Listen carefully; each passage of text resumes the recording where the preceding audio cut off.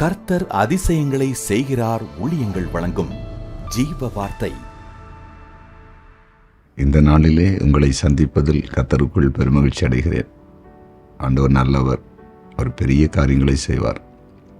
இந்த நாளில் ஆண்டவருடைய நாமம் மகிமைப்படத்தக்கதாய் உங்கள் வாழ்க்கையில் அதிசயங்களை ஆண்டவர் செய்ய போகிறார். பயப்படாதீங்க, சந்தோஷமாக இருங்க, எல்லாமே நன்மைக்கு எதுவாக முடியும். இந்த நாளில் ஜீவார்த்தைக்கான வசனம் யோபு 42:12. கர்த்தர் யோபின் முன்னிலைமையை பார்க்கிறோம், அவன் பின்னிலைமையை ஆசீர்வதித்தார். வேதத்திலே எழுதப்பட்டிருக்கிறது, யோபுடைய முன்னிலைமையை காட்டிலும் பின்னிலைமையை கர்த்தர் ஆசீர்வதித்தார். பின்னிலைமையை ஆசீர்வதித்தாராம் அப்படின்னா கடந்த காலத்தை காட்டிலும் வருகிற நாட்கள், நிகழ்காலமும் எதிர்காலம்தான் ஆசீர்வாதம் என்பதை இந்த வசனம் அழகாய் தெளிவாய் சொல்லுகிறது. இன்றைக்கு நீங்கள் கர்த்தருடைய வார்த்தை கேட்டுக்கொண்டிருக்கிறீங்க, தேவனுடைய ஜீவனுள்ள வார்த்தை கேட்டுக்கொண்டிருக்கிறீங்க. உங்களுடைய ஆண்டவர் பேசி கொண்டிருக்கிறார். இனி வரும் நாட்கள் தான் உங்களுக்கு மிகுந்த ஆசீர்வாதம். கடந்த காலத்தை காட்டிலும் இனி வருகிற நாட்கள் மிகுந்த ஆசீர்வாதத்தை கர்த்தர் உங்களுக்கு தரப்போகிறார். பெரிய காரியங்களை கர்த்தர் செய்வார். நீங்கள் நினைக்கலாம், சிலருடைய வாழ்க்கையில் நீங்கள் பார்த்தீங்கன்னா கடந்த காலங்களில் நல்ல நிலையில் இருந்திருப்பாங்க. ஏதோ ஒரு சூழ்நிமித்தம் எல்லாத்தையும் இழந்திருப்பாங்க. வேலை இழந்திருப்பாங்க, வியாபாரத்தை இழந்திருப்பாங்க, பணத்தை இழந்திருப்பாங்க, வீட்டை இழந்திருப்பாங்க. தங்களுடைய வாழ்க்கையில் இருந்த அநேக நன்மைகளை இழந்து நிற்பாங்க. இனி அவ்வளோதான் அப்படின்னு நினச்சிட்டு இருப்பாங்க.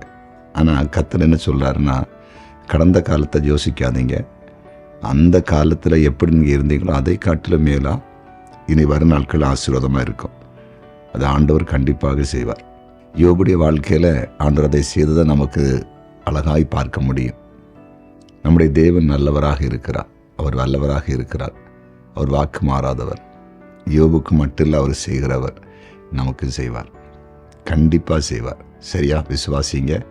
இனி வரும் நாட்கள் ரொம்ப ஆசீர்வாதமாக இருக்க போகுது. இன்றைக்கு அதற்கான கிரியைகளை கர்த்தர் நடப்பிக்க போகிறார். அதிசயங்களை பார்க்க போகிறீங்க. ஜெபிப்போமா? ஜெபிக்கலாம். எங்கள் அன்பு ஆண்டவரே, உம்முடைய பிரசன்னத்துக்காக நன்றி. முன்னிலைமை காட்டிலும் பின்னிலைமையை யோபுடைய வாழ்க்கையில் ஆசீர்வதித்தார். அதே போல் இன்றைக்கு உம்முடைய வார்த்தையை கேட்டு இப்போது அடியனோடு கூட ஜெபிக்கிறதான ஒவ்வொருவரையும் கண்ணோக்கி பாரும். இனி வரும் நாட்கள் மிகுந்த ஆசீர்வாதமாக இருக்கட்டும். நல்ல வேலை வாய்ப்புகள், நல்ல தொழில் வாய்ப்புகள், நல்ல படிப்பு, நல்ல எதிர்காலத்தை ஆண்டவர் கொடுக்கும்படியாய் ஜெபிக்கிறோம். நீர் அப்படி செய்ய போகிறீர், அதற்காய் ஸ்தோத்திரம். குறிப்பாக இந்த நாளிலே பிறந்த நாளை காண்கிற ஒவ்வொருவரையும் ஆசீர்வதிக்கிறேன்.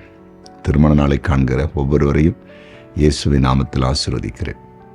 வியாதிப்பட்டவர்களை இப்போது ஆண்டவர் தொட்டு சுகமாக்குவீராக. சகல வியாதிகளும் இப்பொழுது இயேசுவின் நாமத்தில் விலகட்டும் என்று ஜெபிக்கிறேன். அற்புத சுகமளிக்கிற வல்லமை ஒவ்வொருவருக்கும் இப்போது ஊடுருவி பாய்வதாக. நீர் அப்படி செய்தீர், அதற்காய் ஸ்தோத்திரம். ஆண்டவர், இந்த நாளில் யாராவது கண்ணீரோடு, கலக்கத்தோடு, வேதனையோடு இருப்பாங்கன்னா அதிலிருந்து ஒரு விடுதலையை உடனே ஆண்டவர் கொடுக்கும்படியாய் உம்முடைய ஊழியக்காரம் அண்டாடி ஜெபிக்கிறேன். இந்த நாள் ஒரு அற்புதத்த நாளாய் மாறட்டும். நீர் அப்படி செய்தீர், அதற்காய் ஸ்தோத்திரம். இயேசுவின் நாமத்தில் பிதாவே, ஆமேன், ஆமேன்.